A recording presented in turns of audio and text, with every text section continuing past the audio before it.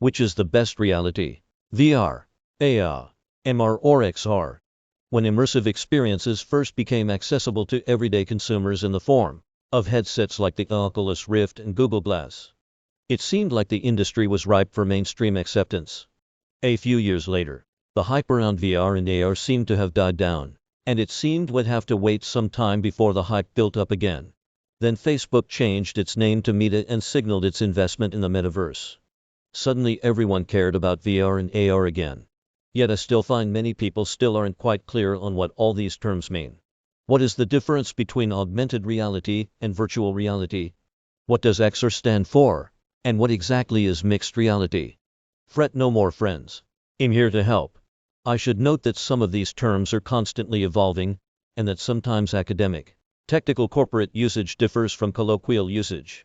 But this guide should help you make sense of our imminent immersive future. Virtual reality is the AUG. When people think of immersive computer-generated experiences beyond just gaming on a giant TV, VR is probably what comes to mind the most. Virtual reality generally refers to a fully immersive experience replacing the real world with a fully computer-generated one. Typically, experiencing VR requires wearing an opaque headset that fully replaces what your eyes would typically see of the real world. This generally counts even if the VR headset is creating a simulacrum of the real world. Some VR headsets, for instance, are able to project aspects of the real world into your field of view using headset-mounted cameras. Basically, if you strap on something onto your face and can't see out of it until you turn it on, that's VR.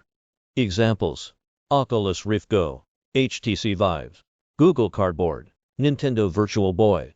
Now things are getting a little muddier, but in general, AR is the counterpart to VR. While VR replaces the real world with computer-generated imagery, AR instead seeks to augment the real world with virtual experiences. Therefore, when you're experiencing AR, your perception is still guided by real-world objects and events. Unlike VR, AR doesn't require you to be fully immersed in a headset or imply a headset at all. For that matter, if you've used a Snapchat filter, you've used a form of AR. There are a number of apps now that allow you to superimpose 3D models onto an image of the real world, say. If you want to see how that armchair you've been eyeing will fit in your living room, augmented reality may not require sight either. Some might consider location-based audio cues to be a form of augmented reality. Examples: Pokemon Go, Google Glass, Magic Leap, Vuzi X-Blade.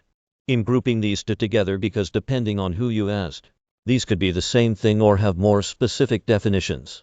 But in general, these are the two terms most often used as overarching terms to encompass all computer-generated immersive experiences. Microsoft, for example, is fond of the term mixed reality as a term to encompass all digitally enhanced experiences, both AR and VR.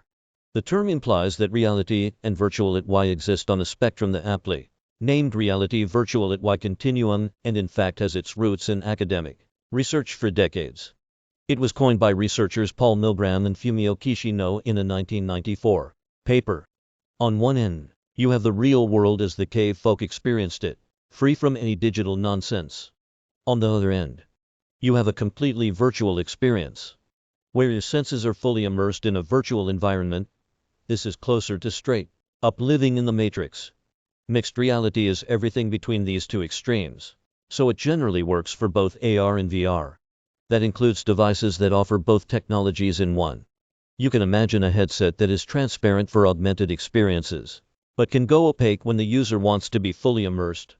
There are some even more complex and specific definitions for mixed reality, but the above should suffice for most of the time you encounter the term. So what about extended reality, then? Well, in most situations, it pretty much means the same thing. That said, XR has gained some traction the last few years and is often defined more broadly.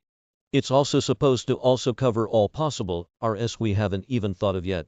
Mixed reality, while including AR and VR, tends to be a bit more associated with the former. Still, MR appears to be the more popular term overall. It's also worth noting that we've generally been talking about replacing or adding to reality. But some researchers are also studying removing stuff from reality. This could be used, for example, to focus on a particular subject in an environment while ignoring others. The term mediated reality is sometimes used to describe both computer-generated interactions that add to our perception as well as those that remove from it. In general, though, you'll see MR and XR as the most common umbrella terms, as they most reflect the experiences consumers will buy into. Which one ends up being more popular remains to be seen. I'm a fan of mixed reality due to its history. But extended reality seems to be a little easier to explain since people don't get hung up on the mixed part. In any case, I'd bet whatever Apple uses to describe its rumored headset will be the term that sticks around. Examples of MR and XR: Microsoft HoloLens. Pretty much all VR and AR headsets and experiences